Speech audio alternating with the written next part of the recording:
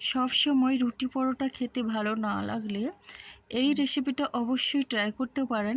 এটা কিন্তু ভীষণই স্বাস্থ্যকর আর একেবারে অল্প তেল মশলায় এটা হয়ে যায়, বলতে গেলে তেল ছাড়াই রেসিপি এটা। তো বন্ধুরা, দুর্দান্ত লাগে এই রেসিপি, আপনারা একবার হলেও এটা ট্রাই করবেন। তো নমস্কার বন্ধুরা, মনীষা রান্নাঘরে সবাইকে স্বাগত। প্রতিদিনের মতো আবারও আজকে নিয়ে চলে এলাম দারুণ একটা স্বাস্থ্যকর রেসিপি। তো সবজি দিয়ে এটা বানানো, তাহলে চলুন বন্ধুরা এখন আমি রেসিপিটি শুরু করি আর দেখে নেওয়া যাক কী কী লাগে আমার এই রেসিপির জন্যে। তো দেখুন, এখানে একটা বড় বাটি নিয়েছি আর এই বাটিতে আমি দিয়ে দিচ্ছি 1 কাপ পরিমাণে সুজি। আর এখানে আমি দিয়ে দিচ্ছি এইরকম ছোট বাটির 1 বাটি পরিমাণে দিচ্ছি আটা। তো বন্ধুরা, সুজি আর আটা দিয়ে আমি এটা তৈরি করে নেব। দিয়ে দিলাম স্বাদ অনুসারে লবণ, দিয়ে দিচ্ছি অল্প পরিমাণে জিরে গুঁড়ো আর দিয়ে দিচ্ছি গোলমরিচের গুঁড়ো। তো বন্ধুরা, এখন আমি এখানে অ্যাড করে দিচ্ছি গোটা জিরে আর দিয়ে দিচ্ছি চিলি ফ্লেক্স। আর এখানে আমি সব উপকরণগুলো ভালো করে মিশিয়ে নিচ্ছি। তো বন্ধুরা, সুজি আটার এই নাস্তাটি কিন্তু অসম্ভব সুন্দর লাগে আর এটা কিন্তু ভীষণই স্বাস্থ্যকর রেসিপি। তো এখন আমি জল দিয়ে এটা ভালো করে মিশিয়ে নেব।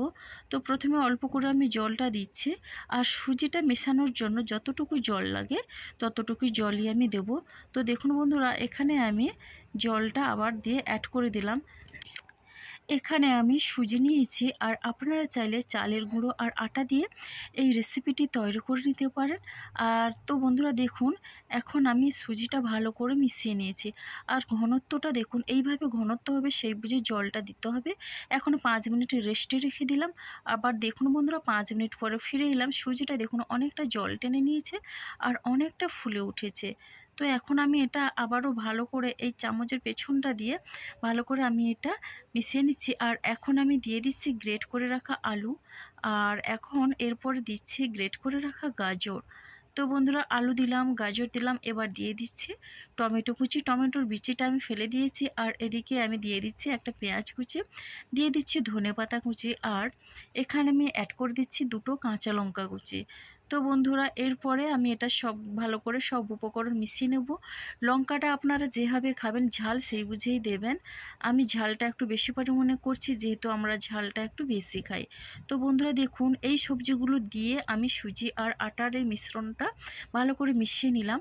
আর এখন আমি এখানে অ্যাড করে দিচ্ছি 2 চামচের মতো জল। তো জলটা দিয়ে ভালো করে আমি আবারও মিশিয়ে নেব। তো বন্ধুরা, বেশি জল দেওয়ার প্রয়োজন নেই এই রেসিপির জন্যে, যেহেতু সবজিগুলো আছে তার জন্য একটু জলও ছাড়বে। তো বন্ধুরা দেখুন, এখন ভালো করে আমি এটা মিশিয়ে নেব। আর এটা কিন্তু ভীষণই স্বাস্থ্যকর রেসিপি, আপনারা ব্রেকফাস্টে কিংবা ডিনারে এটা খেতে পারেন। দিয়ে দিলাম আমি বেকিং সোডা। তো বেকিং সোডাটা দিয়ে ভালো করে মিশিয়ে নিচ্ছি। এখানে আপনারা চাইলে বেকিং পাউডার বা ইনো দিয়ে এই রেসিপিটা বানিয়ে নিতে পারেন, তবে বেকিং সোডা না দিলেও না দিতে পারেন। তো একটু ফুলকো করার জন্য আমি এটা দিলাম, তবে এটা না দিলেও হবে। তো বন্ধুরা দেখুন, এখন আমি বেকিং সোডাটা দিয়ে ভালো করে মিশিয়ে নিচ্ছি। আর ঘনত্বটা দেখুন, ঘনত্বটা এইভাবেই থাকবে, এটা কিন্তু আমি খুব পাতলা করব না, এইভাবেই রাখতে হবে।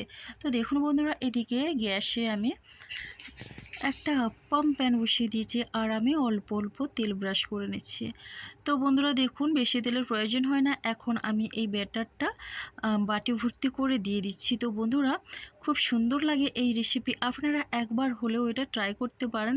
ভীষণই হেলদি, বাচ্চাদের টিফিন বক্সে এটা আপনারা দিতে পারেন। বাচ্চারা কিন্তু খুবই তৃপ্তি করে খাবে, যেসব বাচ্চারা একেবারে রুটি খেতে চায় না। তো আটা সুজি দিয়ে আর সবজি দিয়ে কিন্তু এই রেসিপিটা অবশ্যই বানিয়ে নিতে পারেন। আর দেখুন, এখানে আমি সবজি আমার পছন্দের মতো দিয়েছি, আলু আর গাজর।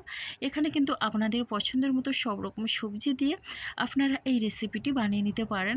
তো বন্ধুরা দেখুন, সবগুলো আমি এখানে বাটি ভর্তি করে একটা ঢাকনা দিয়ে দিচ্ছি। তো দেখুন, আমি 2 মিনিটের পরে ঢাকনাটা খুললাম আর উপর থেকে কিন্তু অনেকটা শুকনো হয়ে গেছে। আর এখন আমি একটা করে উল্টে নিচ্ছি। তো বন্ধুরা, এটা কিন্তু খুব সহজেই বানানো যায়, এটা বানানো এমন কিছু ব্যাপার নয়। আর এটা আপ্পাম প্যান ছাড়া কড়াইও ছোট ছোট করে বড়ার মতো করে ভেজে নেওয়া যায়। তো বন্ধুরা, সত্যি এটা অসাধারণ একটা রেসিপি। সন্ধ্যের সময় স্ন্যাক্স হিসেবে ওটা খেতে পারেন, খুবই দুর্দান্ত লাগে আর ভীষণই হেলদি। আর এইভাবে কিন্তু আপনাদের হাতে যাদের সময় কম থাকে, আপনারা এই রেসিপিটি অবশ্যই ট্রাই করতে পারেন। তো এটা তো সবাই তৃপ্তি করে খুব খাবে। আর বন্ধুরা ভালো লাগলে আমার ভিডিওটি অবশ্যই লাইক, শেয়ার, কমেন্ট এবং সাবস্ক্রাইব করে আমার পাশে থাকবেন। তো বন্ধুরা দেখুন, এখন আমি উল্টে নেওয়ার পরে একটা চামচে তেল নিয়ে অল্প অল্প করে তেলটা দিয়ে দিচ্ছি, যাতে অপর সাইডটা একটু লাল লাল করে সুন্দরভাবে ভাজা হয়। তো বন্ধুরা দেখুন, এটা কিন্তু খুব সহজে অল্প তেলেই কিন্তু হয়ে যায়, আর এটা ভাজতে বেশি তেলের প্রয়োজন হয় না। এবার দেখুন বন্ধুরা, এগুলো কিন্তু লাল লাল করে ভাজা হয়েছে দু সাইড, খুবই সুন্দর একটা গন্ধ বেরিয়েছে। আমি সবগুলো উল্টে আপনাদের দেখিয়ে দিচ্ছি। আর দু সাইড কিন্তু খুবই অল্প তেলে বেশ ভালোভাবেই ভাজা হয়ে গেছে। আর এখন দেখুন বন্ধুরা, এগুলো আমি কিন্তু একটা একটা করে আমি প্লেটে তুলে নিচ্ছি। আর এগুলো দেখতে যতটা সুন্দর হয়েছে, খেতেও কিন্তু অসাধারণ। দেখুন বন্ধুরা, কালারটা দেখুন, কালারটা কিন্তু দুর্দান্ত হয়েছে। আর এর থেকে সুস্বাদু রেসিপি আর হয় না। তাহলে দেখুন, সবগুলো এবার আমি দেখিয়ে দিচ্ছি। আর এটা খুবই স্পঞ্জি হয়েছে আর অসাধারণ হয়েছে। তো বন্ধুরা একবার হলেও এটা ট্রাই করতে পারেন। আর এখন আমি আপনাদের দেখিয়ে দিচ্ছি একটা কেটে, ভেতর থেকে দেখুন বন্ধুরা, দুর্দান্ত লাগছে দেখতে আর খেতেও কিন্তু অসাধারণ। তো বন্ধুরা আজকের রেসিপিটি আমার এই পর্যন্ত। আগামীকাল আসবো আবার একটা নতুন রেসিপি নিয়ে। আপনারা সবাই সুস্থ থাকুন, ভালো থাকুন। অনেক অনেক ধন্যবাদ আর অনেক অনেক ভালোবাসা রইল আমার সোনা বন্ধুদের জন্যে।